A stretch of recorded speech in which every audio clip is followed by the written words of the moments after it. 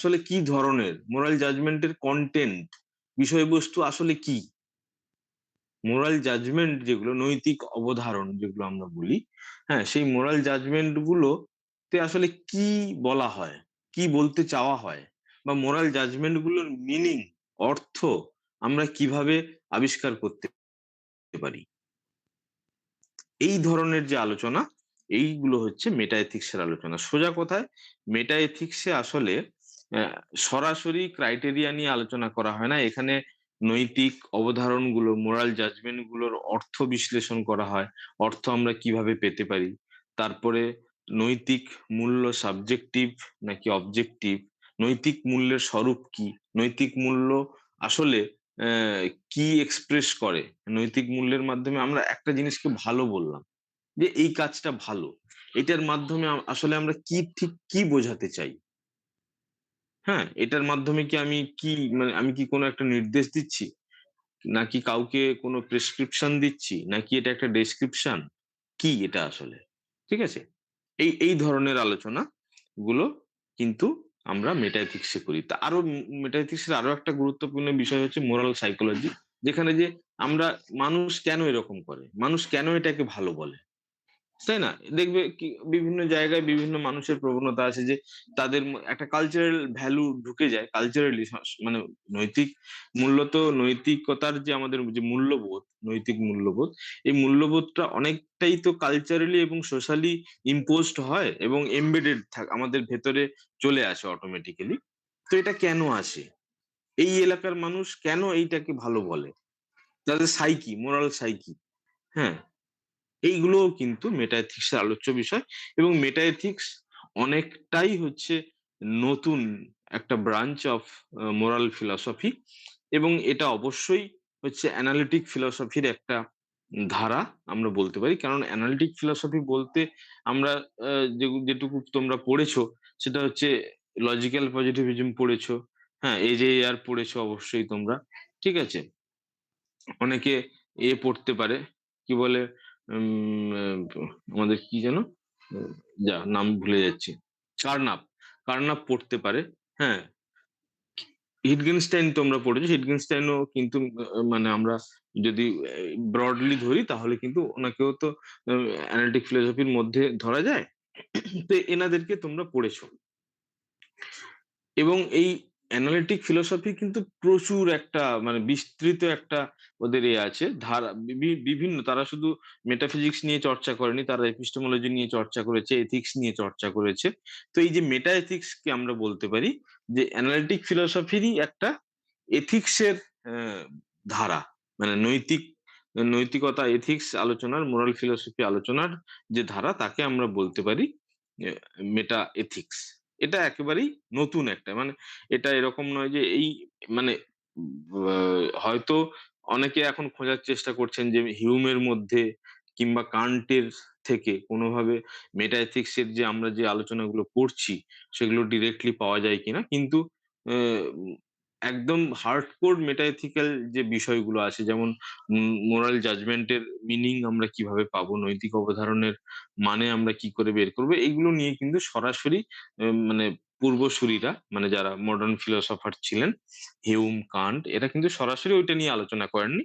হ্যাঁ, সেখান থেকে আমরা রেফারেন্স পেতে পারি, কিন্তু এটা কিন্তু একেবারেই আমরা ধরতে পারি যে অ্যানালিটিক ফিলোসফির একটা বড় contribution to the moral philosophy. আচ্ছা, মোরাল, তার মানে আমি একটুখানি জিজ্ঞেস করছি যে তোমরা তাহলে মেটা এথিক্স আর হচ্ছে গিয়ে নর্মেটিভ এথিক্স, এই এই দুটো ব্যাপারটা বুঝতে পেরেছো তো, কোনটাকে আমরা, মানে নর্মেটিভ এথিক্সে কি ধরনের আলোচনা হয়, মেটা এথিক্স এর আলোচ্য বিষয় কি, এটার মধ্যে যে ডিস্টিংশন, এটা বুঝতে পেরে বোঝা গেছে তো? কেউ না বুঝলে হ্যাঁ স্যার। একটুখানি অবশ্যই রিপ্লাই করবে, হ্যাঁ। Okay sir. ওকে। আচ্ছা, এরকম কেউ নেই তো যে যার একটুখানি রিপিট করলে ভালো হয়, বা হচ্ছে গিয়ে কোথাও একটুখানি ক্লারিফিকেশনের দরকার আছে, এরকম কেউ আছো? স্যার আরেকবার রিপিট করলে ভালো হতো। হুম। আচ্ছা, ঠিক আছে, আর কেউ?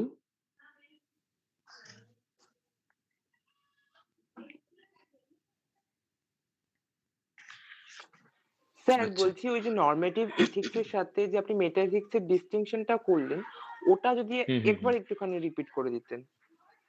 বেশ, বেশ। আর কেউ কোনো পার্টিকুলার জায়গা বলবে যে এই জায়গাটাতে একটু রিপিট করুন? এটা তো একটা বুঝলাম যে নরমেটিভ এবং মেটা এথিক্স এর একটা পার্থক্যের কথা বলছো তোমরা। হুম,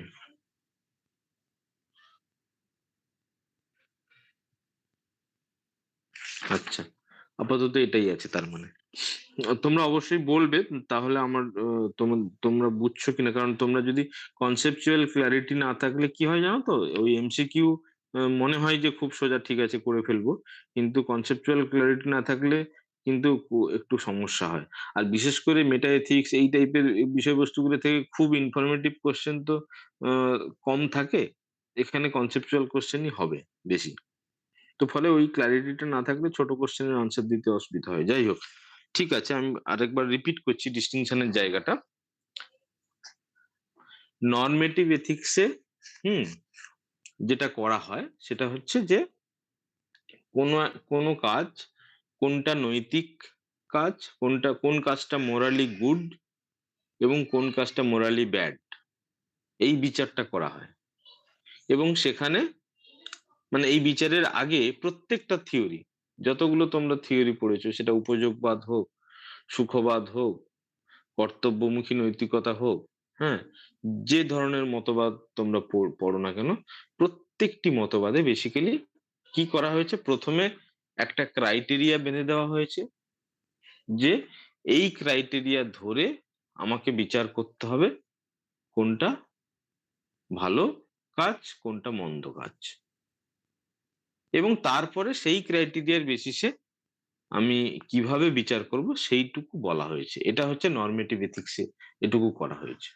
প্রত্যেকটি ক্ষেত্রে তোমরা দেখেছো, আমরা কাজের ফলাফল বিচার করব নাকি কাজের লক্ষ্য বিচার করব, না প্রত্যেকটা তত্ত্বে কিন্তু আলাদা আলাদা ক্রাইটেরিয়া বলা হচ্ছে যে কোনটা আমরা বিচার করব, এইগুলো বলা হচ্ছে, এবং সেই বেসিসে আমরা কাজটাকে ভালো নাকি খারাপ বলবো সেইটা বলা হচ্ছে। তার মানে প্রত্যেকটি তত্ত্বে নরমেটিভ থিওরিতে তোমরা দেখেছো যে প্রথমে একটা ক্রাইটেরিয়া দেওয়া হয়, তারপরে সেই on the basis of that criteria how to জাজ an action whether it is morally good or not, সেইটা বিচার করা হয়। ঠিক আছে, এইটা হচ্ছে একদম নরমেটিভ। যত রকমের নরমেটিভ এথিক্স তোমরা পড়েছো এর বাইরে কিন্তু বিশেষ কিছু করা হয়নি। কিন্তু ওইখানে তো প্রশ্ন তো এরকম একেবারে ওঠেনি তা নয় যে আমরা কোনো একটা ক্রাইটেরিয়া এক্স, সেই ক্রাইটেরিয়াটাকে আমরা নেব কেন, কেন আমরা কর্তব্য কর্মকে নৈতিক কাজ বলবো। ডিওন্টোলজিস্ট শুধু হচ্ছে এটুকু বলবেন যে যেটা কর্তব্য কর্মটাই হচ্ছে নৈতিক কর্ম, এবং সেই কর্তব্য কর্ম কিভাবে করলে সেটা বেশি নৈতিক হবে, হ্যাঁ, গুডউইল ম্যাক্সিম, কান্ট, যেটা কান্টের যে মানে ক্যাটেগরিক্যাল। সব প্রবলেম সেটা হুম, একটু বলবেন? কোনটা? যে একটা প্রোডাক্ট তারপরে যে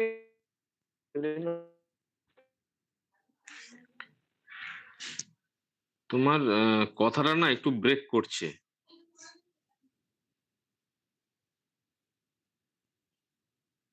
উম, আচ্ছা, আমি তাও আর একবার রিপিট করছি, আমি বুঝতে পারছি না তুমি শুনতে হ্যাঁ, পাচ্ছ কিনা।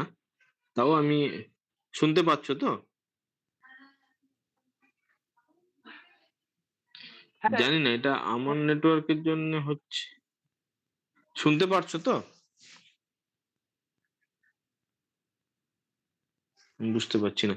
যাই হোক, হ্যাঁ আমি স্যার আমি রিপিট হ্যাঁ শুনতে করছি। স্যার, পাচ্ছি শোনা এবার। যাচ্ছে, শোনা যাচ্ছে। হ্যাঁ স্যার, শোনা যাচ্ছে। হ্যাঁ স্যার। না, দেবাশিস স্যার বোধহয়, দেবাশিসে। আপনারটা ভালোই শোনাচ্ছে স্যার। আচ্ছা আচ্ছা, ঠিক আছে।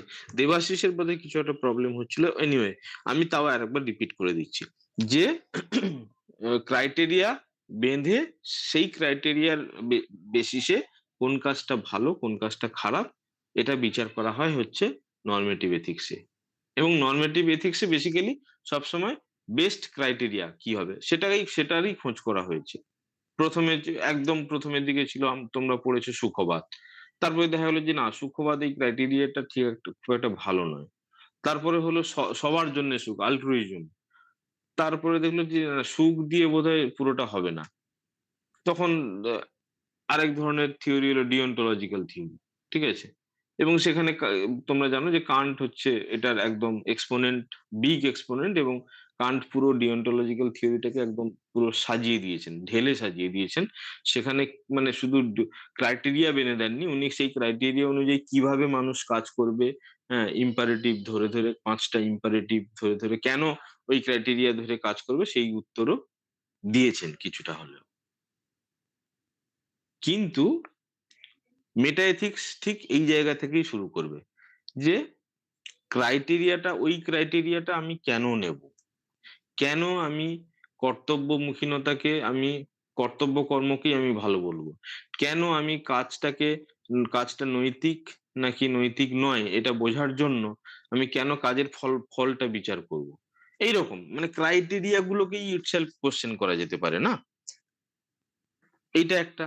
তারপরে মোরাল ভ্যালু, নৈতিক মূল্য, হ্যাঁ, সেটা অবজেক্টিভ নাকি সাবজেক্টিভ, এটা একটা খুব বিগ একটা তোমরা বুঝতেই পারছো, এটা নিয়ে বিস্তর আলোচনা আছে এবং এই আলোচনার কোনো শেষ নেই। প্রতি মুহূর্তে নতুন নতুন বাঁক আসে এই জাতীয় আলোচনায়। তো ফলে এটা একটা খুব চিরন্তন একটা প্রশ্ন যে নৈতিক মূল্য অবজেক্টিভ নাকি সাবজেক্টিভ, এইগুলো কিন্তু মেটা এথিক্সের আলোচ্য বিষয়। এই বিষয়ে নৈতিক মূল্য অবজেক্টিভ না সাবজেক্টিভ, এটা নিয়ে কিন্তু তুমি নর্মেটিভ এথিক্সের আলোচনায় বিস্তর আলোচনা তুমি পাবেই না। সেখান থেকে তুমি হয়তো কিছু রেফারেন্স পেতে পারো, কিন্তু ডিরেক্টলি এই আলোচনা তুমি পাবে না। তাছাড়া মোরাল জাজমেন্ট, নৈতিক অবধারণ, আমরা যখন বলি মানুষকে খুন করাটা খারাপ, সত্য কথা বলা ভালো, আচ্ছা এই সত্য কথা বলা ভালো, এই কথার অর্থ আমি কি করে বুঝবো? মিনিং মানে আমরা কিভাবে অর্থ, কারণ তোমরা জানো যে অ্যানালিটিক ফিলোসফারদের একটা খুব বড় কাজ ছিল ভাষা বিশ্লেষণ। তারা শুধুমাত্র মেটাফিজিক্যাল জাজমেন্ট গুলোকে বিচার করে ক্ষান্ত হয়নি, তারা এই মোরাল জাজমেন্ট যেগুলো নৈতিক অবধারণ এগুলোকেও বিচার বিশ্লেষণ করার চেষ্টা করেছেন যে এগুলোর অর্থ আমরা কিভাবে পাবো। তারপরে মোরাল যে ভ্যালু আসলে কি, মোরাল ভ্যালু কি, আমরা যেরকম বলি যে এই টেবিলটা খুব সুন্দর বা এই ফুলটা খুব সুন্দর, এই অর্থে এই কাজটা খুব সুন্দর, আমরা বলি একই অর্থে কি আমরা বলি? এই প্রশ্ন উঠবে। মানে নৈতিক ভালো আর এমনি আমাদের যে এস্থেটিক অর্থে গুড, নান্দনিক ভালো, কিংবা আমরা যখন বলি এই ছেলেটা খুব ভালো ছেলে, তখন কি অর্থে, মানে এই প্রত্যেকটা ক্ষেত্রে কিন্তু ভালো আছে, তো ভালোর এই যে গুড, হ্যাঁ, এগুলোর মানে কিন্তু আলাদা আলাদা। তো এই যে মানে বিশ্লেষণ, হ্যাঁ, মোরাল ভ্যালু কে আমরা কিভাবে দেখবো, মোরাল ভ্যালু কি আসলে জগতের অন্যান্য বস্তুগুলোর মধ্যে একটা বস্তু টাইপের? হ্যাঁ, সেখানে রিয়েলিজম আছে, অ্যান্টি রিয়েলিজম আছে। তোমরা রিয়েলিজম অ্যান্টি রিয়েলিজম শুধুমাত্র সত্তার দিক থেকে পড়েছো, মেটাফিজিক্স এর দিক থেকে পড়েছো যে বাহ্য বস্তু সম্পর্কে কেউ রিয়েলিস্ট, কেউ অ্যান্টি রিয়েলিস্ট বা আইডিয়ালিস্ট। এখানে আমরা মোরাল ভ্যালু সম্পর্কেও রিয়েলিজম অ্যান্টি রিয়েলিজম আছে। মোরাল ভ্যালু সম্পর্কে কেউ বলবেন যে হ্যাঁ মোরাল ভ্যালু বলে কিছু একটা আছে অস্তিত্বশীল, আবার একদল দার্শনিক বলবেন যে নেই, মোরাল ভ্যালু বলে কিছুর অস্তিত্ব এইভাবে নেই। বুঝতেই পারছো, তার মানে এই ভ্যালু গুলো এইগুলো নিয়েও বিশ্লেষণ যেখানে হয় সেগুলো হচ্ছে মেটা এথিক্স এর বিষয়। বোঝা গেছে কি? এইবারে আমরা আস্তে আস্তে যখন মেটা এথিক্স এর যখন তত্ত্বগুলো সম্পর্কে একটু একটু করে বলবো, তখন তোমরা আরো আরো হয়তো ক্লিয়ার হবে। তোমরা মোটামুটি বুঝতে পেরেছো তো মেটা এথিক্স কি, এই বিষয়টা তো বুঝতে পেরেছো? হ্যাঁ স্যার। হ্যাঁ স্যার, আমার মোটামুটি অনেকটাই ক্লিয়ার হয়ে হ্যাঁ গেছে। স্যার। ওকে, ঠিক আছে তাহলে। তো এই যে মেটা এথিক্স এর আমরা যেভাবে তোমাদের সিলেবাসে আছে আমি সেইভাবে ঢোকার চেষ্টা করছি থিওরি গুলোর আলোচনাতে। সেটা হচ্ছে মেটা এথিক্স এর একটা যখন আলোচনা হয়, আলোচনা শুরুই হয় হচ্ছে যে কোনো বইতে, যে কোনো মেটা এথিক্স এর বইতে তোমরা প্রথমেই যে আলোচনা দেখতে পাবে সেটা হচ্ছে কগনিটিভিজম আর হচ্ছে নন কগনিটিভিজম। এই ডিস্টিংশনটা দিয়ে আসলে মেটাএথিক্সের আলোচনায় ঢোকা হয়। এটা হচ্ছে এই ডিবেটটা দিয়ে। এবং সেটা কি, ডিবেটটা কি, যে ডিবেটের বেসিসে এই কি বলে নন কগনিটিভিজম এবং কগনিটিভিজমের মধ্যে পার্থক্য হলো, সেই ডিবেটটা কি সেটাও আমরাও দেখব। বেসিক্যালি দুটো কন্ডিশন বা দুটো ক্রাইটেরিয়া বলতে পারি, বা দুটো থিসিসের বেসিসে হচ্ছে ভিত্তিতে কগনিটিভিজম এবং নন কগনিটিভিজম এই ভাগটা করা হয়। সেই দুটো কন্ডিশন কি না, whether moral judgment express belief or not, নৈতিক অবধারণগুলো কি প্রকাশ করে, বিশ্বাস নাকি অন্য কিছু। মানে মোরাল জাজমেন্টের যে কন্টেন্ট বা নৈতিক অবধারণের বিষয় কি আমাদের বিশ্বাস হতে পারে, এইটা একটা, দুটো প্রশ্নের ভিত্তিতে বেসিক্যালি। আর সেকেন্ডটা হচ্ছে নৈতিক অবধারণগুলোর কি সত্য মূল্য আমরা পেতে পারি। দুটো কন্ডিশন, কারণ এই দুটো কন্ডিশন সূক্ষ্মভাবে নেওয়া হচ্ছে, তার কারণ আছে। কারণ এই দুটো কন্ডিশনের উপরে অনেক কিছু ডিপেন্ড করে। প্রথম, এই যে কগনিটিভিজম এবং নন কগনিটিভিজমের এই যে ভাগটা, এই যে ডিভিশনটা, এটার দুটো কন্ডিশনের ভিত্তিতে বেসিক্যালি এই ডিভিশনটা হয়েছে আমি বললাম, বা দুটো প্রশ্ন আমরা বলি, দুটো করে, এবং এই প্রশ্নের উত্তর, দুটো আলাদা উত্তর আসবে এবং সেখানে দুটো আলাদা ক্যাম্প তৈরি হবে মেটাএথিক্সের। এবং ওই দুটো ক্যাম্পই হচ্ছে মেটাএথিক্সের একদম মেন ক্যাম্প। সেখান থেকে আরো আরো আরো আরো ডিভিশন আসবে। সেটা দুটো কি, প্রথমটা হচ্ছে নৈতিক অবধারণগুলো বিশ্বাস প্রকাশ করে কি, আর সেকেন্ড হচ্ছে যে নৈতিক অবধারণগুলো সত্যমূল্য আছে নাকি নেই। এই দুটো কোশ্চেন ক্লিয়ার হয়েছে তো তোমাদের কাছে? যে দুটো প্রশ্নের ভিত্তিতে কগনিটিভিজম প্রথম এবং প্রশ্নটা নন, একবার বলুন। হ্যাঁ, এই যে ডিভিশনটা হচ্ছে যে প্রশ্নের ভিত্তিতে, যে দুটো প্রশ্নের ভিত্তিতে, সেই দুটো প্রশ্ন আমি বলছি। হ্যাঁ, একটা হচ্ছে যে নৈতিক অবধারণগুলো আমাদের বিশ্বাস প্রকাশ করে কিনা, বা আরো আরো ভালোভাবে আরো কোশ্চেনটাকে আরো সিম্পলিফাই করছি, যে নৈতিক অবধারণের মাধ্যমে কি প্রকাশিত হয়, আমাদের বিশ্বাস নাকি আমাদের আবেগ। কোশ্চেনটাকে আরো সোজা করে দিলাম। ঠিক আছে, একদম তোমরা যারা নোট করতে পারো নোট করে নিতে পারো, যে প্রথম প্রশ্নটা হচ্ছে নৈতিক অবধারণের মাধ্যমে কি প্রকাশিত হয়। দুটো অপশন, বিশ্বাস নাকি আবেগ।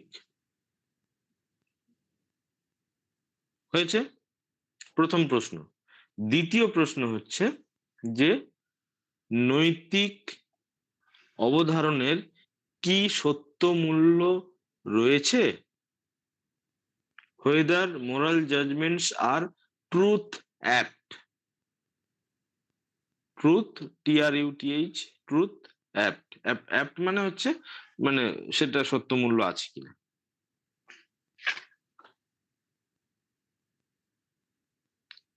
দুটো প্রশ্ন ক্লিয়ার। এইবারে আমি বলবো যে এই দুটো প্রশ্ন কেন। এটার দেখো, এটার বুঝতেই পারছো, এটার ব্যাকগ্রাউন্ড তো অবশ্যই আছে, বড় ব্যাকগ্রাউন্ড, কিন্তু তোমাদের নেটের পারপাসে মানে অত ডিটেলসে পড়লে তোমরা আবার খেয়ে হারিয়ে ফেলবে। সেই জন্য একদম পার্টিকুলার যেটা পড়লে তোমাদের কাজে লাগবে সেইটা বলার চেষ্টা করছি। তোমাদের কাছে এই দুটো প্রশ্ন ক্লিয়ার তো? স্যার ওই দুটো একটু ইংলিশে আরেকবার বলবেন প্রশ্নগুলো? Whether moral judgment whether moral judgment expresses belief or not, বা মানে whether moral judgment expresses belief or emotion, কি প্রকাশ করে? আচ্ছা, তোমাদের মধ্যে এখানে এরকম কেউ আছো যে বাংলা কম বুঝতে পারো?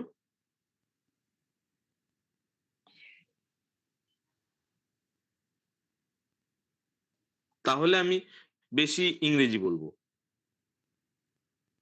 তাহলে আমি আমি ধরে নিচ্ছিলাম যে তোমরা বেশিরভাগই বাংলা বুঝতে পারবে, সেই জন্য আমি বাংলায় বলছিলাম। তোমাদের মধ্যে এরকম কেউ আছো? এখনই বলে দাও যে মানে একটু বেশি ইংরেজিতে বললে ভালো হয়। হয়তো সে ইংরেজিতে পড়ে এসছে, হ্যাঁ, এমন তো হতেই পারে না? সেটার জন্য আমি জিজ্ঞেস করছি, এরকম কেউ আছো? Sir, both are comfortable, sir. Okay okay okay, fine. হ্যাঁ স্যার, তো মানে সবাই মোটামুটি বাংলা বোঝে। ওকে ওকে, না কারণ তোমাদের তো কোশ্চেন তো ইংরেজিতে থাকবে, ফলে আমি টার্মগুলো সে কারণে হ্যাঁ ইংরেজিতেই সেই বলছি। জন্য, জিজ্ঞাসা হ্যাঁ করে নিচ্ছি। টার্মগুলো ইংলিশে করলে ভালো হয়। হ্যাঁ, ওকে ওকে, সেই বেশ। জন্য জিজ্ঞাসা করে নিচ্ছি।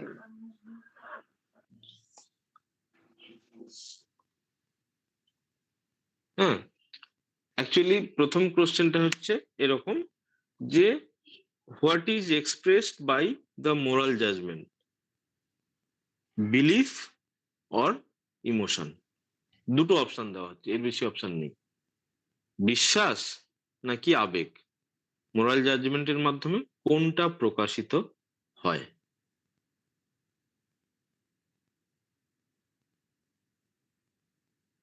প্রথম কোশ্চেন হলো। সেকেন্ড কোশ্চেন হচ্ছে whether moral judgments are truth apt, TRUTH hyphen দিয়ে APT, মানে মানে অ্যাপটিটিউড ফর ট্রুথ, মানে সত্য মূল্য নির্ণয় করা যাবে কিনা, এরকম। ওয়েদার মোরাল জাজমেন্ট, স্যার তারপর কি বললেন? আর truth apt, TRUTH APT hyphen দিয়ে APT।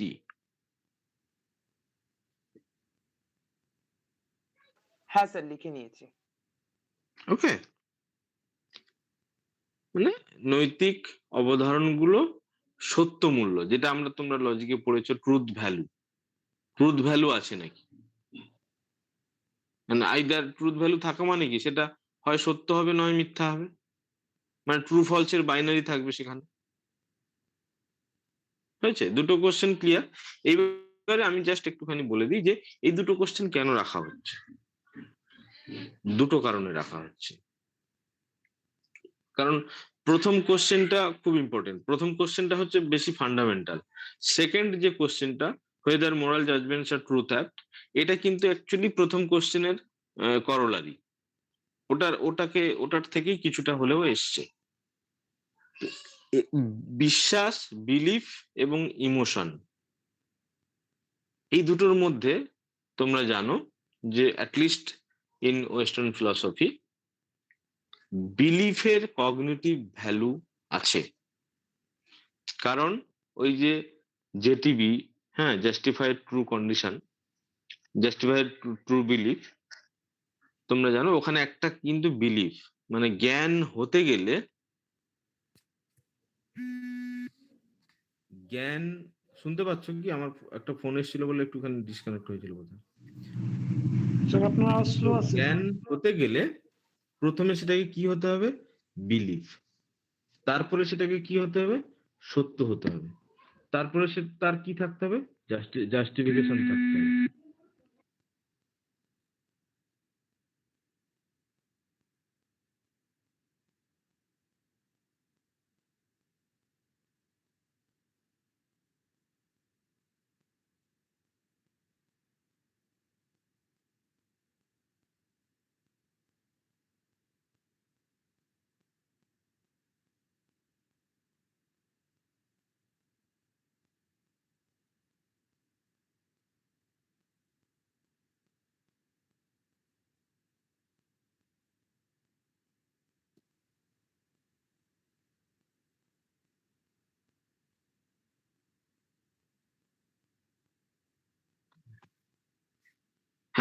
শোনা যাচ্ছে আশা করছি, তাই তো? হ্যাঁ স্যার, শোনা যাচ্ছে।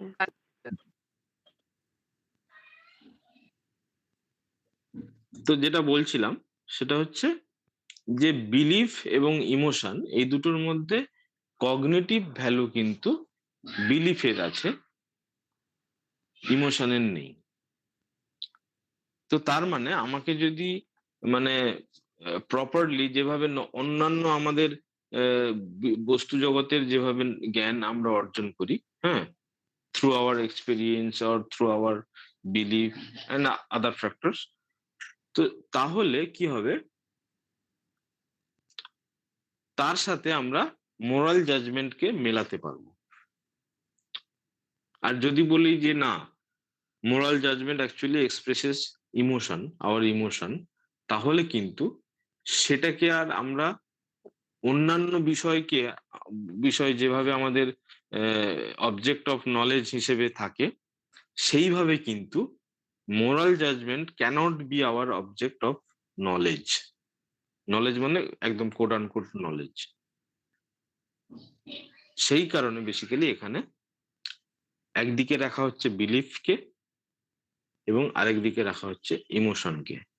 অ্যান্ড দ্য সেকেন্ড কোশ্চেন যেখানে জিজ্ঞেস করা হচ্ছে যে মোরাল জাজমেন্ট গুলোর ট্রুথ অ্যাপ্ট কিনা, ট্রুথ ভ্যালু থাকা সম্ভব কিনা, whether moral judgments are actually truth valued, কেন বলা হচ্ছে না?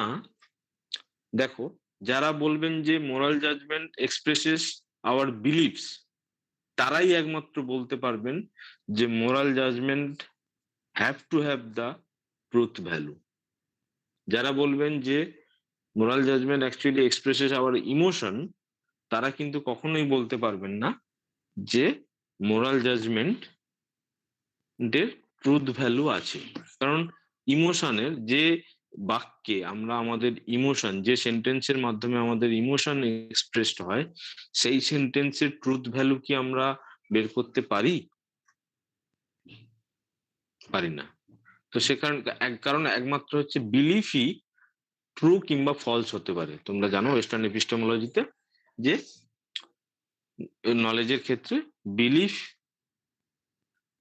জ্ঞান হতে গেলে বিলিভ হতে হয়, তারপরে সেটার কন্ডিশন, সেকেন্ড কন্ডিশন হচ্ছে ট্রুথ, তারপরে কন্ডিশন হচ্ছে জাস্টিফিকেশন। এইভাবে কিন্তু কন্ডিশন গুলোর একটা অর্ডার আছে, ঠিক আছে? যদিও আমরা জেটিভিতে জাস্টিফিকেশনটাকে প্রথমে উচ্চারণ করি। আচ্ছা, তার মানে দুটো কোশ্চেন ক্লিয়ার তো, যে whether moral judgment expresses belief or not or emotion, R whether moral judgments are truth apt। তো এই দুটো কোশ্চেনের বেসিসে আমরা দুটো ক্যাম্প পাচ্ছি মেটাএথিক্সে। একটা হচ্ছে কগনিটিভিজম আর একটা হচ্ছে নন কগনিটিভিজম। যারা কগনিটিভিস্ট, হ্যাঁ, তারা কি বলবেন? স্যার, হ্যাঁ, প্রথম কোশ্চেনটা একটু বুঝিয়ে দিন না, ওইটা বুঝতে পারিনি। নৈতিক অবধারণগুলো, মোরাল জাজমেন্ট গুলো কি এক্সপ্রেস করে? বিশ্বাস, বিলিফ নাকি ইমোশন? মোরাল জাজমেন্ট কি এক্সপ্রেস করে?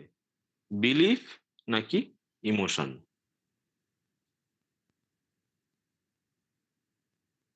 ঠিক আছে? বা মোরাল জাজমেন্টের মাধ্যমে through our moral judgment, through the বিভিন্ন কনটেক্সটে আমরা মোরাল জাজমেন্ট তৈরি করি। তো সেই মোরাল জাজমেন্ট গুলোতে কি প্রকাশিত হয়? আমাদের বিশ্বাস, আমাদের বিলিফ নাকি আমাদের ইমোশন? এইটা হচ্ছে প্রথম কোশ্চেন। এই কোশ্চেনের উত্তরে যারা কগনিটিভিস্ট তারা বলবেন যে moral judgment actually expresses belief. Through our moral judgments we express our belief. এইটা হচ্ছে যারা কগনিটিভিস্ট তারা বলবেন। তার মানে দুটো কোশ্চেনের মধ্যে প্রথম কোশ্চেনের, কগনিটিভিস্টদের থেকে প্রথম কোশ্চেনের আমরা উত্তর পেলাম কি, যে নৈতিক অবধারণগুলো আমাদের বিলিফ প্রকাশ করে, বিশ্বাসকে প্রকাশ করে। এবং যারা আমি একটু আগেই বলেছি যে যারা বলবেন যে through our moral judgments actually we express our belief, তারাই একমাত্র বলতে পারবেন যে moral judgment actually have the truth value, তারাই বলতে পারবেন। তো সে কারণে কগনিটিভিস্টরা বলবেন যে এই বিলিফ, মোরাল জাজমেন্ট যে বিলিফ এক্সপ্রেস করে সেই বিলিফের কিন্তু মানে সে কারণে মোরাল জাজমেন্টের ট্রুথ ভ্যালু রয়েছে। তাহলে প্রথম দুটো যে দুটো কোশ্চেন আমরা বলেছিলাম সেই দুটো কোশ্চেনের উত্তর আমরা কগনিটিভিস্টদের ক্ষেত্রে কি পাবো?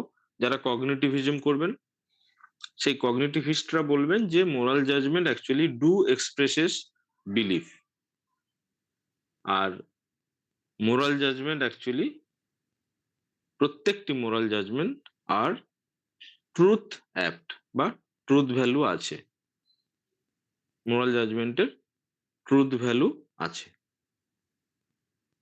এবং এর বিপরীতটাই হচ্ছে যারা নন কগনিটিভিস্ট তারা বলবেন যে moral judgement expresses our emotion, our desire, our sentiment.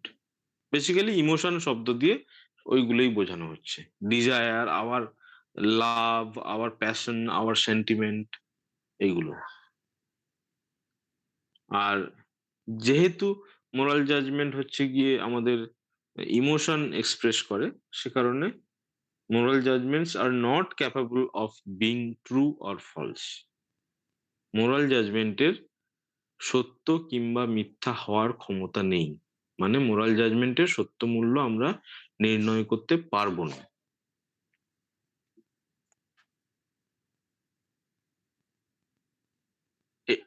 এইটুকু ক্লিয়ার হয়েছে? হ্যাঁ স্যার। Yes, sir. আমি তাও দুটো প্রশ্নের প্রেক্ষিতে আমি তাও কগনিটিভিস্ট এবং নন কগনিটিভিস্ট যারা, তাদের দুজনের উত্তর আমি আরেকবার রিপিট করছি, অনেকে একটু কনফিউশন থাকলেও থাকতে পারে। আমাদের কাছে দুটো কোশ্চেন ছিল যে মোরাল জাজমেন্ট অ্যাকচুয়ালি আমাদের কি এক্সপ্রেস করে, বিশ্বাস নাকি ইমোশন। আর একটা কোশ্চেন ছিল যে whether moral judgements are truth valued, moral জাজমেন্টের ট্রুথ ভ্যালু আছে নাকি নেই। এই দুটো কোশ্চেনের যে উত্তর আমরা পাচ্ছি সেখানে দুটো ক্যাম্প থেকে আমরা উত্তর পাচ্ছি। কগনিটিভিস্টরা বলবেন, যারা কগনিটিভিস্ট তারা বলবেন moral judgements expresses belief, through our moral judgments actually we express our belief not emotion. নৈতিক অবধারণের মাধ্যমে আমরা আমাদের বিশ্বাস প্রকাশ করি, আবেগ নয়।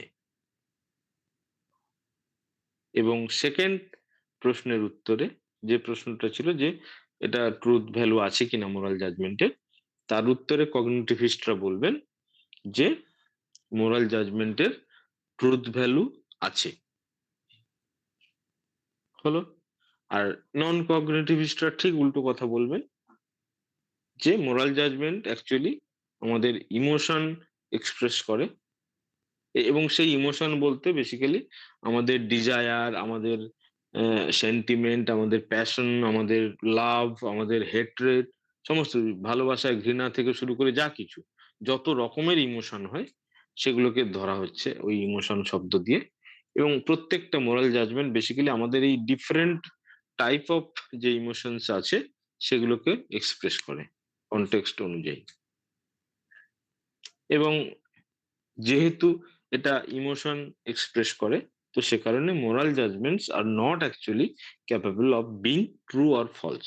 মোরাল জাজমেন্টের ট্রুথ ভ্যালু নেই। মোরাল জাজমেন্ট সত্য নাকি মিথ্যা, কোনো একটা পার্টিকুলার মোরাল জাজমেন্ট, সেটা আমরা কখনোই বলতে পারবো না।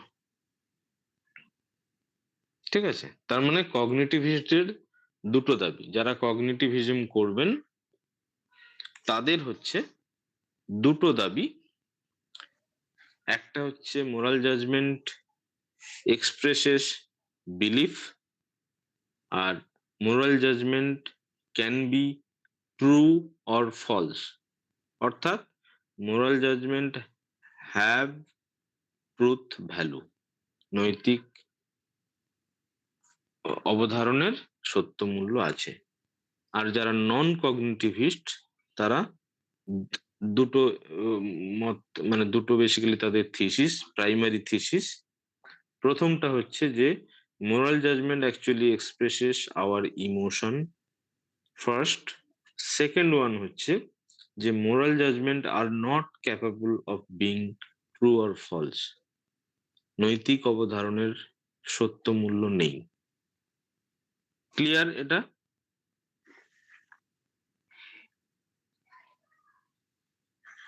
হ্যাঁ স্যার। হ্যাঁ স্যার। ওকে ওকে ওকে। এখন এই কগনিটিভিস্ট কারা? কারণ এটা তোমাদের যেহেতু এর ব্যাপার আছে, এমসিকিউ এর ব্যাপার আছে, তো কগনিটিভিস্ট কারা, নন কগনিটিভিস্ট কারা, এইগুলো তো তোমাদেরকে পড়তে হবে, বুঝতেই পারছো। এগুলোই তোমাদের অনেক ক্ষেত্রে এতে আসবে, কি বলে, পরীক্ষায় আসবে। তো কগনিটিভিস্টদের মধ্যে আমরা অনেককেই পাবো, যারা মোরাল রিয়েলিস্ট তাদেরকেও পাবো, প্লাস হচ্ছে জিই মুর। জিই মুর, ওনার নাম শুনেছো তোমরা, প্রিন্সিপিয়া এথিকা ওনার বিখ্যাত বই। তো সেই জিই মুর, হ্যাঁ, যিনি ওনার 1903 সালে বেসিক্যালি প্রিন্সিপিয়া এথিকা উনি লিখেছিলেন 1903-এ, এবং সেই বইয়ের চর্চা দিয়েই কিছুটা হলেও আমাদের এই মেটা এথিক্সের আলোচনা শুরু হয়। তো সেই জিই মুর একজন কিন্তু কগনিটিভিস্ট। তারপরে কর্নেল রিয়েলিস্ট বলে আমরা ধরি তিনজনকে। কর্নেল রিয়েলিস্ট, এরা তিনজনেই হচ্ছে কর্নেল ইউনিভার্সিটিতে পড়াতেন, তো সেই কারণে এদের তিনজনকে একসাথে বলা হয় কর্নেল রিয়েলিস্ট। সেই তিনজন হলেন নিকোলাস স্টার্জিয়ন, রিচার্ড। আচ্ছা, তোমাদের যখন ধরো হয়, যারা পড়ান, আমি তোমাদের আজকের পড়াচ্ছি প্রথম, তো যারা পড়ান তারা কি করেন, তোমাদের ধরো এই যে ইনফরমেশন গুলো এগুলো কিভাবে শেয়ার করেন তোমাদের সাথে? কারণ এগুলো তো তোমাদের স্টাডি মেটেরিয়াল পরীক্ষার জন্য গুরুত্বপূর্ণ, কিভাবে শেয়ার করেন? স্টাডি মেটেরিয়াল আকারে স্যার, মানে এই পয়েন্ট গুলো আপনি বলে বলে দিলেন, সেগুলোই আমরা তো খাতায় নোট ডাউন করে নিয়েছি, তাও আচ্ছা। মানে ম্যামরা স্যাররা একটা হুম হুম। স্টাডি মেটেরিয়াল আকারে দিয়ে দেয়। আচ্ছা, কিছু স্টাডি মেটেরিয়াল দেন তাহলে, তাই তো? হ্যাঁ স্যার। ওকে ওকে ওকে, ঠিক আছে। তো যাই হোক, কগনিটিভিস্ট বলছিলাম, জি মুরের নাম তোমরা লিখে ফেলেছো, ওনার বিখ্যাত বই হচ্ছে প্রিন্সিপিয়া এথিকা, 1903-এ প্রথম প্রকাশিত হয়েছিল।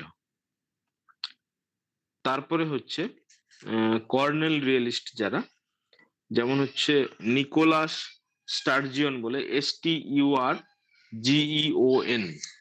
আমি কি এই চ্যাট বক্সে লিখে দেবো তিনজন নাম, তিনটে নাম, তাহলে তোমাদের হ্যাঁ বোধহয় স্যার, সুবিধা তাহলে হবে খুব না? সুবিধা হয়।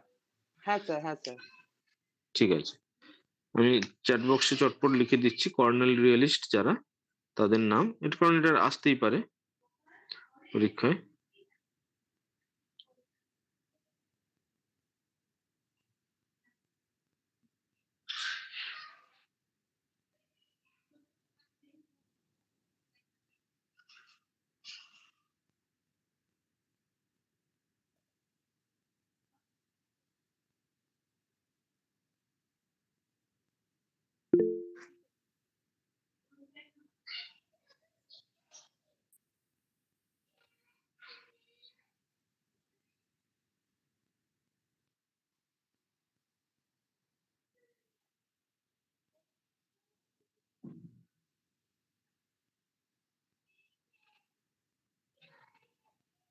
আচ্ছা, তিনজনের নাম লিখেছি আমি: নিকোলাস স্টার্জিয়ন, রিচার্ড বয়েড এবং হচ্ছে ডেভিড ব্রিঙ্ক।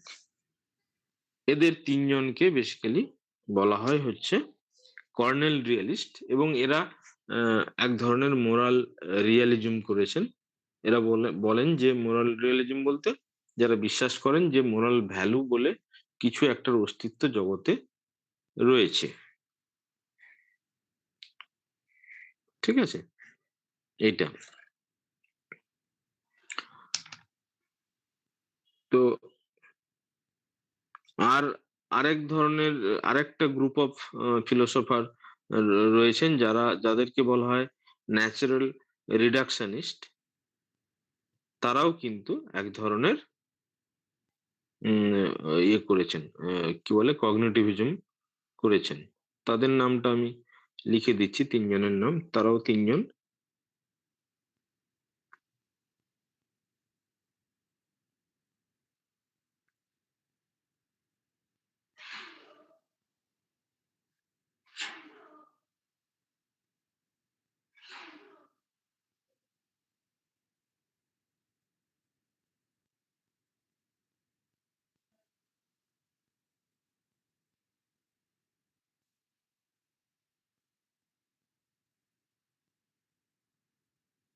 আচ্ছা, আপাতত থাক, দুজনেই থাক। হুম, ঠিক আছে, দেখে নিয়েছো তোমরা আশা করছি। এবং এর বাইরে হুম আরেকজন রয়েছেন যাকে খুব স্ট্রং কগনিটিভিস্ট বলে ধরা হয়। ঠিক আছে, কিন্তু উনি মোরাল রিয়ালিজম করেন না। তিনি হচ্ছেন J L Mackie. J L Mackie, তার তারও তার বইটাও খুব যুগান্তকারী বই। সেটা হচ্ছে এথিক্স ইনভেন্টিং রাইট অ্যান্ড রং বলে একটা খুব বিখ্যাত বই লিখেছেন।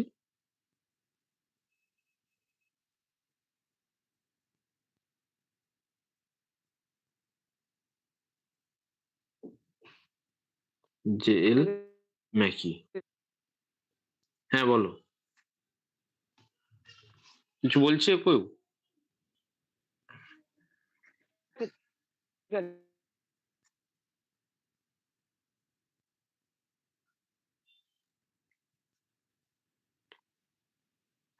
হ্যালো, শুনতে পাচ্ছি না আমি তোমার কথা।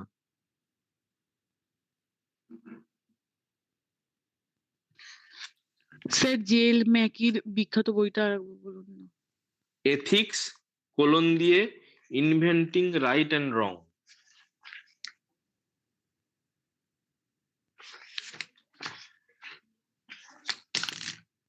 দাঁড়াও, আমি এখানে লিখেই দিচ্ছি।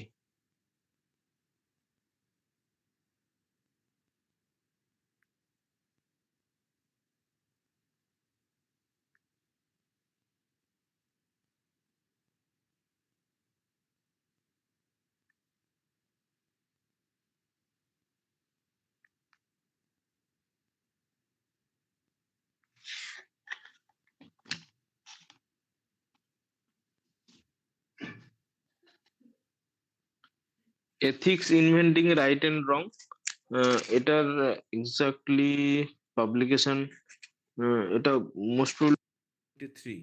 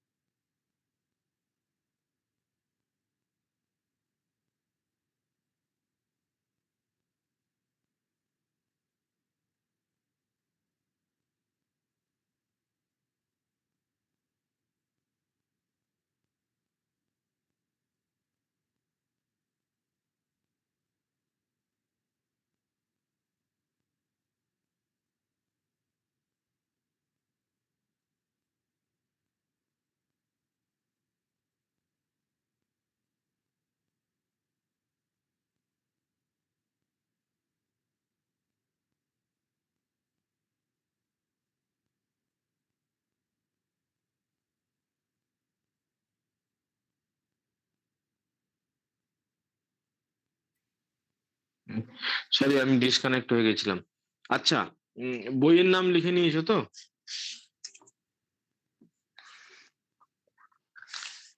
এবারে যারা নন, শোনা যাচ্ছে আমার কথা? হ্যাঁ স্যার, শুনতে পাচ্ছি। স্যার হ্যাঁ বলছিলাম স্যার, আরেকবার বলবেন, আমি ডিসকানেক্ট হয়ে গেছিলাম। এই রে, এথিক্স কোলন দিয়ে inventing right and wrong. Ethics colon দিয়ে inventing right and wrong.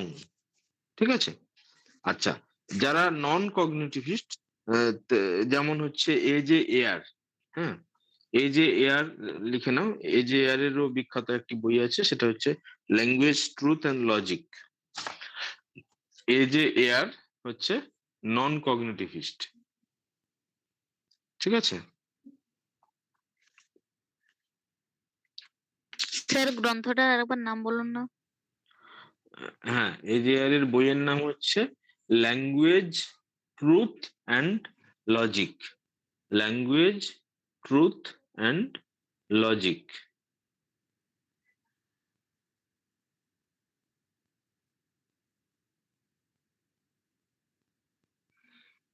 Sir আমি শুনতে পাইনি, নেটওয়ার্ক প্রবলেম হচ্ছিল। আমি আরেকবার বলুন। আচ্ছা, ল্যাঙ্গুয়েজ, ট্রুথ অ্যান্ড লজিক, বোঝা যাচ্ছে? স্যার আপনি যে আগেরটা বললেন, ethics inventing right or wrong, হ্যাঁ, হ্যাঁ বলো। রাইটার কে স্যার? ল্যাঙ্গুয়েজ, ট্রুথ অ্যান্ড লজিকের right. Language, truth and logic, এটা লিখেছেন হচ্ছে A J Ayer. A J Ayer বিখ্যাত কি বলে, লজিক্যাল পজিটিভিস্ট। তোমরা জানো এ জে এয়ার মেটাফিজিক্স এর রিজেকশন সিলেবাসে তো থাকেই, গ্রাজুয়েশনের সিলেবাসেও থাকে অনেক জায়গাতে। রিজেকশন অফ মেটাফিজিক্স খুব বলিষ্ঠ যুক্তি দিয়েছিলেন যে মেটাফিজিক্স বর্জনের জন্য, এই যে এয়ার। হ্যাঁ, এবং এই যে এয়ার এর ওই যেটা সেন্ট্রাল কোশ্চেন অফ ফিলসফি, ওটা তো অনেক জায়গায় পড়ানো হয় বোধহয়, তাই না? তোমরা এই যে এয়ার পড়েছো তো অনেক জায়গাতে? স্যার সবে তো ফার্স্ট ইয়ার, এখন তো সেরকম কিছুই না না, পড়ানো হয় তোমরা না, শুধু হ্যাঁ basic স্যার, তুমি ধরো পড়েছি। ফার্স্ট, স্যার পড়েছি। হ্যাঁ, যারা যাদের মাস্টার ডিগ্রি কমপ্লিট হয়ে গেছে তারা তো পড়েইছে। আচ্ছা, তো নন কগনিটিভিস্টদের যারা নাম, কয়েকটি নাম তোমরা লিখে নাও। যেমন হচ্ছে এ জে এয়ার, তারপরে হচ্ছে ডেভিডসন, ঠিক আছে? সরি ডেভিডসন না, সরি সরি সরি, স্টিভেনসন। আমি নামটা করলাম, স্টিভেনসন। ঠিক আছে? এরা কিন্তু এক ধরনের নন কগনিটিভিস্ট।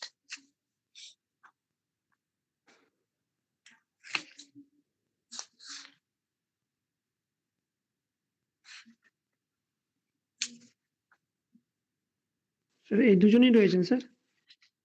আরো রয়েছে, তোমরা লেখা হয়ে গেলে বলবে, তাহলে আমি বলে দিচ্ছি। তারপর হচ্ছে Simon Blackburn, SIMON, SIMON, Simon Blackburn, BLACKBURN, Blackburn. ঠিক আছে?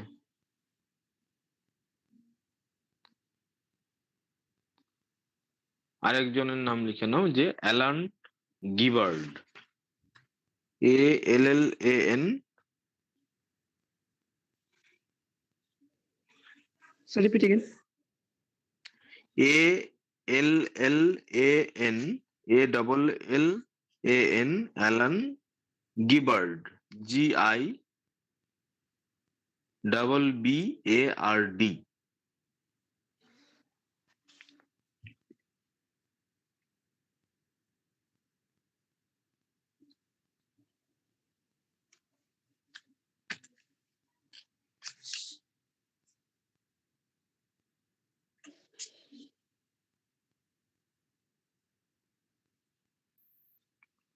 হয়েছে? হ্যাঁ স্যার, হয়ে গেছে।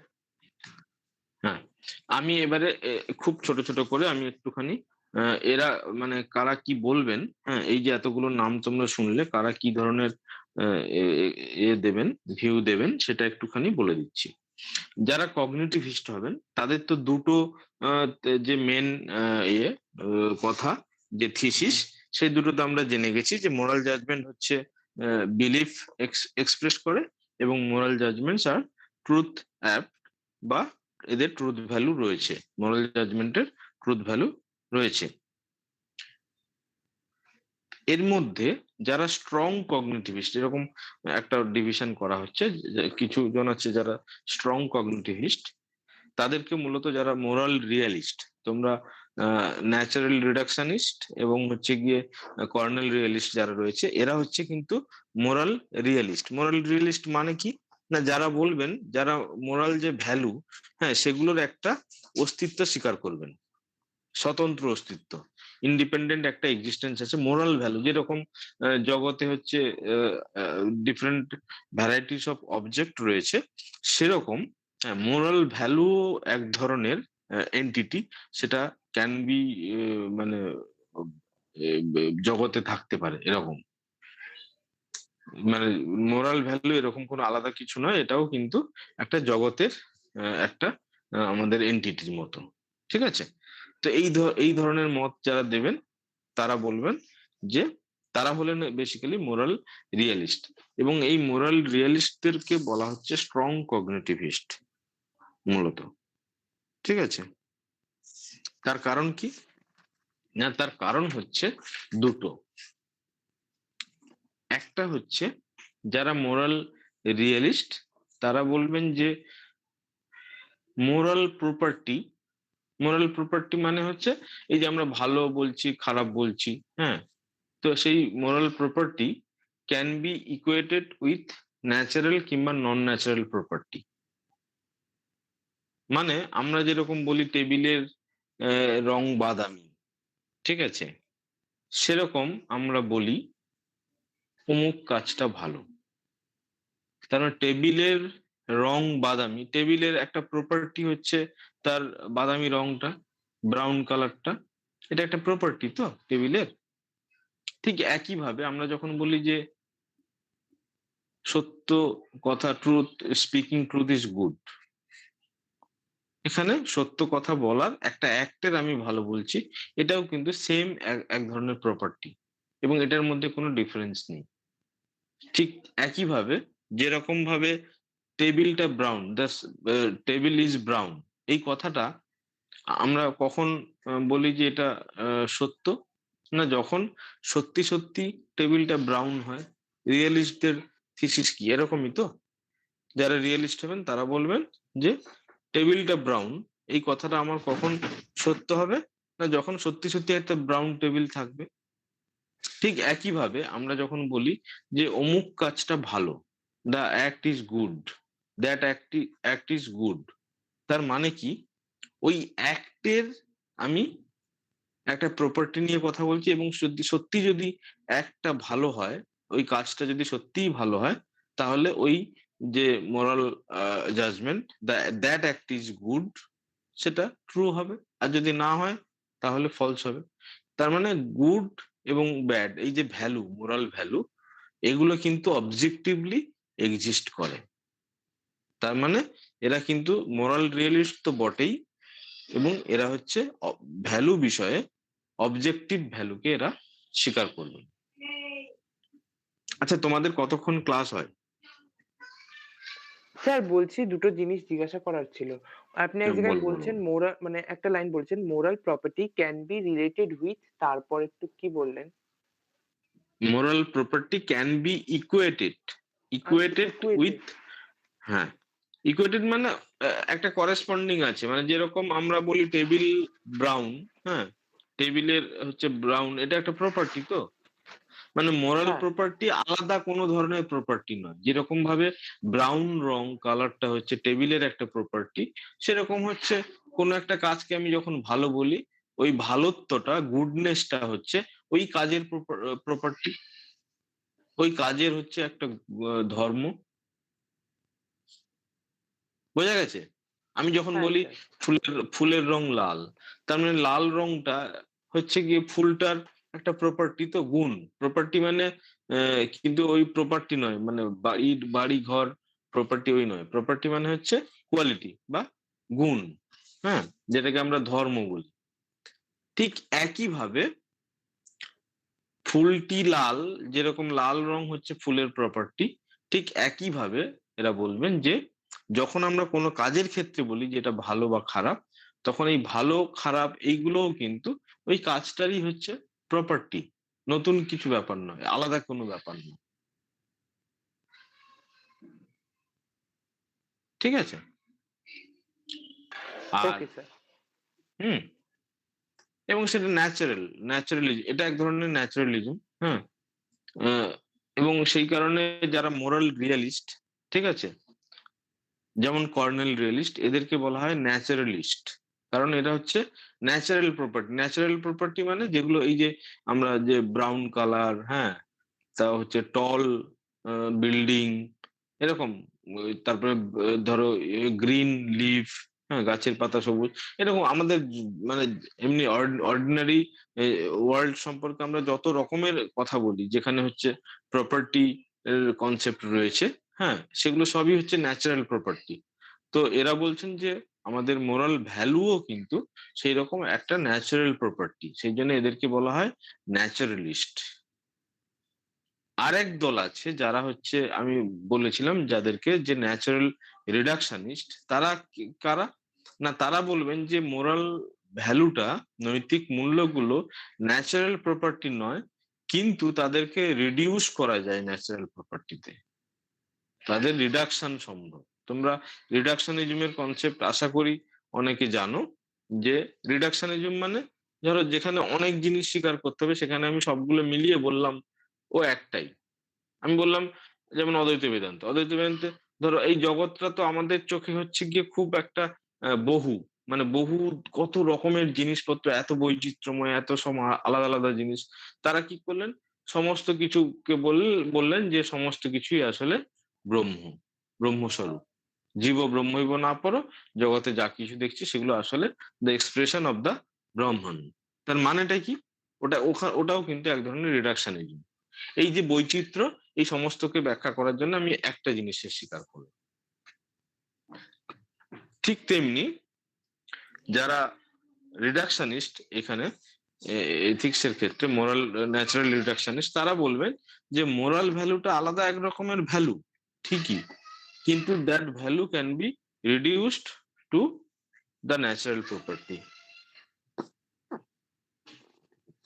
আচ্ছা, এইবারে বলো, তোমাদের অলরেডি অনেকক্ষণ হয়ে গেছে, তোমাদের কতক্ষণ ক্লাস হয়?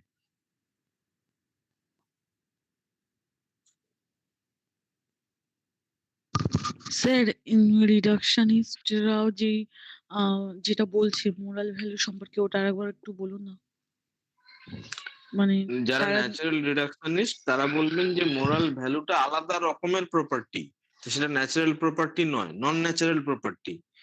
কিন্তু ওই ন্যাচারাল প্রপার্টিটা হচ্ছে, আমরা নন ন্যাচারাল প্রপার্টিকে আমরা ন্যাচারাল প্রপার্টিতে রিডিউস করতে পারি। মানে হচ্ছে আমরা মোরাল গুডনেস ব্যাডনেস এগুলোকে আমরা in terms of natural property আমরা বুঝতে পারি।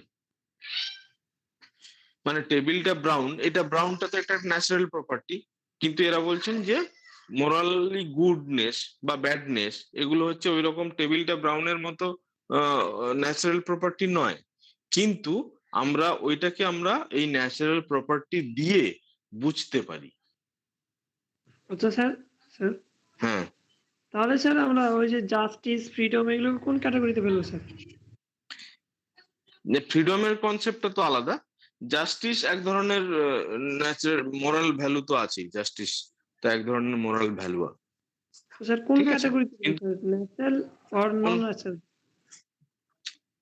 কোন ক্যাটাগরিতে ফেলবো বলতে, যারা হচ্ছে মোরাল ন্যাচারাল রিডাকশনিস্ট হবে তারা বলবেন যে ওটা নন ন্যাচারাল প্রপার্টি, কিন্তু সেটাকে আমরা in terms of natural property সেটা আমরা বুঝতে পারি। আর যারা বলবেন যে এটা হচ্ছে ন্যাচারাল প্রপার্টি, যেমন যারা মোরাল রিয়েলিস্ট, কর্নেল রিয়েলিস্টদের যে তিনজনের কথা বলেছি, তারা বলবেন যে এটা ন্যাচারাল প্রপার্টি। মানে এটা হচ্ছে টেবিলটা ব্রাউন, ব্রাউন রং যেরকম হচ্ছে গিয়ে টেবিলের প্রপার্টি, ঠিক একইভাবে এটাও মোরাল গুড বা জাস্টিস, এগুলোও কিন্তু, এই যে মোরাল ভ্যালু গুলো রয়েছে, এই ভ্যালু গুলোও কিন্তু এক ধরনের ন্যাচারাল প্রপার্টি, সেটা কিন্তু কোনো নন ন্যাচারাল ক্যাটেগরি নয়। বুঝতে পেরেছো? এবারে মানে বলো। স্যার বলছি যে যারা মানে কার্নাল রিয়ালিস্ট, হ্যাঁ, তারা বলছেন যে মোরাল ভ্যালু গুলো হলো মানে ন্যাচারাল প্রপার্টি, কিন্তু হ্যাঁ, যারা ন্যাচারাল প্রপার্টি। আর যারা ন্যাচারাল রিডাকশনিস্ট তারা বলছেন যে না, মানে ন্যাচারাল প্রপার্টি ওটা দিয়ে আমরা ওই ন্যাচারাল, গুড গুলোকে বা মোরাল ওগুলোকে ভ্যালুকে বুঝতে জানতে পারি, পারবো। এখন মানে জানতে পারি না, বুঝতে পারি। বুঝতে পারি। বুঝতে পারি মানে হচ্ছে, ধরো আমি বললাম যে কোনো একটা অ্যাক্টের ক্ষেত্রে আমি বললাম যে দিস অ্যাক্ট ইজ গুড। এখন এটা বলতে কি বোঝায়, এটা যদি বলে, তখন আমরা আমাদের ন্যাচারাল প্রপার্টির যে কনসেপ্ট আছে সেটা দিয়ে আমরা ওইটাকে ব্যাখ্যা করতে পারবো। আচ্ছা আচ্ছা, ঠিক আছে স্যার, বুঝেছি। বুঝতে পেরেছো? সেই কারণে বলা হচ্ছে যে মোরাল প্রপার্টি ক্যান বি, বা moral value can be reduced two natural property. মানে আমাদের যে এমনি একটা অর্ডিনারি জগতে যে আমাদের যে ন্যাচারাল প্রপার্টির যে কনসেপ্ট, যেমন টেবিল, গাছের পাতা সবুজ, এগুলো সবই তো বুঝতেই পারছো ধর্মধর্মী রিলেশনে থাকে। তোমরা যারা ন্যায় দর্শন ভালো করে পড়েছো, তোমরা জানো যে জগতের সমস্ত কিছু, এটা একটা রিয়েলিস্টদের কনসেপ্ট যে বস্তু এবং বস্তু ধর্ম। তাই তো, বস্তু ধর্মকেই আমি প্রপার্টি শব্দ দিয়ে বোঝাচ্ছি। জগতে কি আছে? বস্তু আছে, বস্তু ধর্ম আছে। ঠিক আছে? এরকম মানে ধর্ম এবং ধর্মী, এই রিলেশনে কিন্তু জগতে প্রত্যেকটা জিনিস আছে।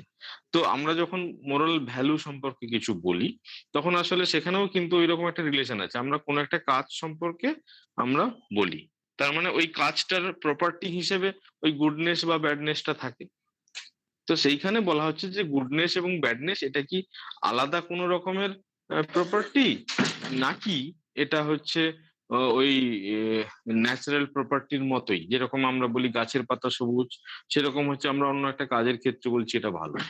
যারা কর্নেল রিয়েলিস্ট তারা বলবেন যে হ্যাঁ, মোরাল ভ্যালুটা হচ্ছে ওই গাছের পাতা সবুজ যেরকম প্রপার্টি, এক ধরনের সবুজটা যেমন গাছের পাতার একটা প্রপার্টি, ঠিক একইভাবে কোনো একটা কাজের গুডনেস বা ব্যাডনেস সেটাও একই ধরনের একটা ন্যাচারাল প্রপার্টি। কিন্তু যারা ন্যাচারাল রিডাকশনিস্ট তারা বলবেন যে না, ওটা আলাদা রকমের প্রপার্টি, মানে ওটা ডিফারেন্ট ক্যাটেগরি। হুম, কিন্তু ওটাকে আমরা ন্যাচারাল প্রপার্টি দিয়ে বুঝতে পারি। বুঝতে পারলে?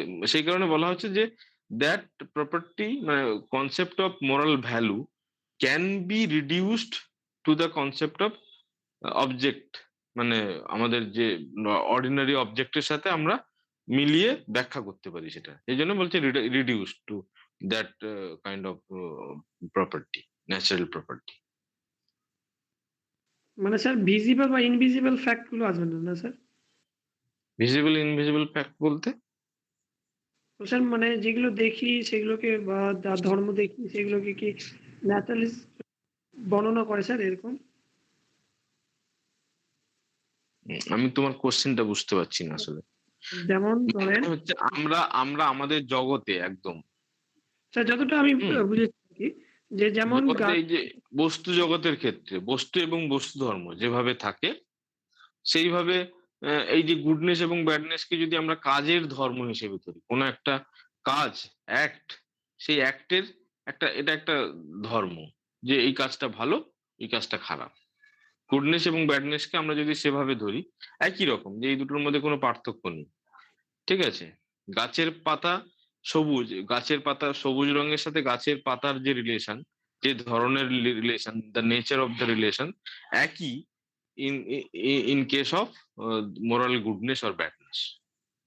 মানে মোরাল গুডনেস কিংবা ব্যাডনেস যে রিলেশনে বা যে ধরনের, মানে মোরাল অ্যাক্টের সাথে, কোন একটা অ্যাক্টের সাথে সেই অ্যাক্টের গুডনেস হোক বা ব্যাডনেস হোক, তার যে রিলেশন, সেই রিলেশনের যে প্রকৃতি, actually this that মানে actually equated with the natural property, মানে হচ্ছে আমাদের অবজেক্টের ক্ষেত্রে যেরকম আমরা প্রপার্টি ধরি যে গাছের পাতা সবুজ, টেবিলের রং ব্রাউন, চুলের রং কালো, এইভাবে কালো রংটা তো চুলের অ্যাকচুয়ালি প্রপার্টি, তাই না? তো সেই এদের মধ্যে যেরকম রিলেশন আছে ওই কাজের সাথে তার ভালো মন্দরও একই রকমের রিলেশন আছে, ওটা আলাদা কিছু না। আর যারা রিডাকশনিস্ট তারা বলবেন যে আলাদা কিছু, কিন্তু সেটা রিডিউস করা যায়। রিডিউস করা যায় মানে সেটাকে আমরা ওই দুটো আলাদা করে স্বীকার করার দুটো আলাদা ক্যাটেগরি না স্বীকার করলেও চলে। যেমন হচ্ছে তোমরা মাইন্ড বডি রিলেশনের ক্ষেত্রে যারা ফিজিক্যালিজম পড়েছো বা হচ্ছে বিহেভিয়ারিজম পড়েছো, ওগুলো কিন্তু এক ধরনের রিডাকশনিস্ট থিওরি। কেন না তারা মাইন্ড আর বডি আলাদা করে বলছেন না, যে ওই দুটো এক্সপ্রেশন আলাদা ঠিকই, কিন্তু আসলে ওই দুটো হচ্ছে গিয়ে ব্রেনের কাজ। মাইন্ড বলে আলাদা কিছু নেই, কি তাই তো? তোমরা যারা মাইন্ড বডি রিলেশন পড়েছো বিভিন্ন ধরনের, ধরো ইন্টারাকশনিজম বা প্যারালালিজম, এরা যেমন হচ্ছে মাইন্ড এবং বডি এই দুটোকে আলাদা আলাদা সত্তা হিসেবে ধরছে, কিন্তু যারা ফিজিক্যালিজম তারা কি বলে যে ওটা হচ্ছে অ্যাকচুয়ালি মাইন্ডটা আসলে আলাদা কিছু নয়, ওটাও আসলে এক ধরনের ফিজিক্যাল অ্যাক্টিভিটি, ওটাও আসলে নিউরোলজিক্যাল একটা ব্যাপার। ওটাতে আলাদা করে মাইন্ড বলে কোনো সাবস্টেন্স স্বীকার করার দরকারই নেই, পুরোটাই আমি ব্রেন ফাংশন দিয়ে ব্যাখ্যা করে দেবো, তাই তো? তো ওটাও কিন্তু এক ধরনের রিডাকশনিজম বলা হয়। তো ঠিক একইভাবে আমরা মোরাল ভ্যালুর ক্ষেত্রেও কিন্তু এক ধরনের রিডাকশনিজম দেখতে পাচ্ছি, যে যারা বলবেন যে মোরাল ভ্যালুটাও কিন্তু আসলে can be reduced to the natural property. আমরা যেভাবে আমাদের বস্তু জগৎ, বস্তু এবং বস্তু ধর্মের সম্পর্ক যেভাবে আমরা দেখি এবং যেভাবে তাদের সাথে আভ্যন্তরীণ ইন্টারনাল যে রিলেশন সেগুলোকে যেভাবে ব্যাখ্যা করি, ঠিক একইভাবে আমরা কোনো একটা কাজের যে ভালোত্ব বা মন্দত্ব সেটাকেও আমরা একইভাবে বুঝতে পারবো। আলাদা করে ভালোত্ব এবং মন্দত্বকে আলাদা করে পুরো আলাদা একটা ডিফারেন্ট ক্যাটেগরি হিসেবে ধরার কোনো দরকারই নেই। স্যার, স্ট্রং কগনিটিভিস্ট জেল ম্যাকি কি বলছেন এই বিষয়ে? স্ট্রং কগনিটিভিস্ট জেল ম্যাকির ধারণাটা একদম আলাদা এদের থেকে। উনি কগনিটিভিস্ট, উনি বলবেন যে মোরাল ভ্যালু হচ্ছে গিয়ে কি বলে ট্রুথ অ্যাপ্ট, এবং সেগুলো হচ্ছে আমাদের বিশ্বাসকে এক্সপ্রেস করে। কিন্তু উনি স্ট্রং কগনিটিভিস্ট হলেও উনি কিন্তু রিয়েলিস্ট নন। উনি হচ্ছেন অবজেক্টিভ ভ্যালু স্বীকার করবেন না। এরকম কোনো ভ্যালু, মোরাল ভ্যালু যেটা অবজেক্টিভলি জগতে রয়েছে, এরকম জিনিস স্বীকারই করবেন না। সেই কারণে উনি বলবেন যে মোরাল জাজমেন্ট গুলো সবগুলোই হচ্ছে ফলস। মানে মোরাল জাজমেন্টের যে ট্রুথ ভ্যালু, সেই ট্রুথ ভ্যালু কখনো ট্রু হবে না, সেটা সবসময় ফলস হবে, যেহেতু মোরাল ভ্যালু বলে বাস্তবে কিছু আসলে নেই। একটা জাজমেন্ট, হ্যাঁ, এটা একটা নর্মাল জাজমেন্ট, যদি রিয়েলিস্ট পজিশন থেকে দেখি তাহলে আমরা কি দেখি, যে আমরা যখন বলি table is brown, the table is brown, তার মানে হচ্ছে সত্যি সত্যি টেবিলটা ব্রাউন থাকতে হয়। যদি ব্রাউন টেবিল বলে কিছু জগতে না থাকে, তাহলে কি আমরা বলতে পারবো যে আমার এই প্রপোজিশনটা ট্রু? বলতে পারবো না। যদি না থাকে তাহলে আমার এই প্রপোজিশনটা ফলস হবে। ম্যাকি ঠিক এই আর্গুমেন্টটাই দিচ্ছেন যে মোরাল ভ্যালু বলে আসলে অবজেক্টিভলি মোরাল ভ্যালু বলে কিছু নেই। সমস্ত সেই কারণে আমাদের যাবতীয় মোরাল জাজমেন্ট অ্যাকচুয়ালি ফলস। কারণ হচ্ছে আমি যখনই বলি যে দ্যাট অ্যাক্ট ইজ গুড, এখন গুডনেস বলে যদি জগতে কিছু না থাকে, তাহলে আমার এই দ্যাট অ্যাক্ট ইজ গুড এই প্রপোজিশনটা, এই জাজমেন্টটা কখনোই তো সত্য হবে না, সবসময় মিথ্যা হবে। সেই জন্য ম্যাকির যে থিওরি সেটাকে বলা হয় দ্য এরর থিওরি। ম্যাকির যে এই স্ট্রং কগনিটিভিস্ট কিন্তু অ্যান্টি রিয়েলিস্টিক যে থিওরি, হ্যাঁ, সেটাকে বলা হয় এরর থিওরি। ঠিক আছে, এরর থিওরি, এটা মাথায় রাখবে, এমসিকিউতে আসতেই পারে। Error theory. হ্যাঁ বলো। স্যার, আমরা তো জানি কোনো কিছু যদি থাকে সেটা হয় সত্য হবে অথবা মিথ্যা হবে, তো মিথ্যা বললে তো সেটা অস্তিত্ব আছে বলে মনে হয়। না না ওইটা তুমি মানে তোমাদের ম্যাকি জাস্ট আমি উল্লেখ করলাম, একজন জিজ্ঞেস করলো বলে, ওই রকম ব্যাপারটা নয়, তুমি যেভাবে বলতে চাইছো সেটা নয়, সেটার অন্য ম্যাকি আসলে ওই কথাগুলো বলছেন, তার অন্য ব্যাকগ্রাউন্ড আছে, অন্য কারণে বলছেন। আমরা যখন ম্যাকি একটুখানি পড়বো তখন ওইগুলো উত্তর দেবো, ঠিক আছে? Okay sir. হুম। উনি একটা খুব টেকনিক্যাল জায়গা থেকে ওইটা বলছেন, সেটা আমরা ওই আর্গুমেন্টটা ভালো করে না পড়লে আমরা বুঝতে পারবো না। আচ্ছা, আজকের আমাদের এই পর্যন্তই থাক, আজকে অলরেডি অনেকক্ষণ হয়ে গেছে। হ্যাঁ, স্যার দেখছি আবার একটা প্রশ্ন, এথিক হুম, বলো। ইনভেন্টিং রাইট, ওই রাইটটা কি, রাইট আর রং কি? Ethics, ethics inventing inventing right and wrong, ethics colon, ঠিক আছে, কোলন দেওয়ার পরে inventing right and wrong, J L Mackie. মানে রাইট কে, ঠিক, থ্যাংক। আচ্ছা, আমি যদি হ্যান্ড আউট তো দেবো, তো তখন তোমরা এগুলো সব পেয়ে যাবে, ঠিক আছে? তোমার আসলে দেবাশিসের কথাটা একটু কাটছে, আমি ক্লিয়ারলি শুনতেও পাচ্ছি না ভালো করে। হুম। হ্যাঁ স্যার, আমার প্রবলেম হচ্ছে ভীষণ। নেটওয়ার্কের প্রবলেমের জন্য একটু হচ্ছে। আমি যখন হ্যান্ড আউট দেবো এগুলো সবই থাকবে তোমাদের, যেগুলো ধরো এমসিকিউ আসতে পারে, যেগুলো যে টাইপের কোশ্চেন, বইয়ের নাম, তারপরে ধরো থিওরির নাম, হ্যাঁ সেগুলো তো আসতে পারে। যেমন সেগুলো অনেকগুলো থিওরির নামই তোমাদের বলা হয়নি, সেগুলো বলবো। হ্যাঁ, আজকের আপাতত এই অবধি থাক, অলরেডি 10টা বেজে গেছে, ঠিক আছে? Thank you sir. Okay okay, হ্যাঁ, সবাইকে গুড নাইট, তোমরা লিভ করে যাও। হুম, ওকে।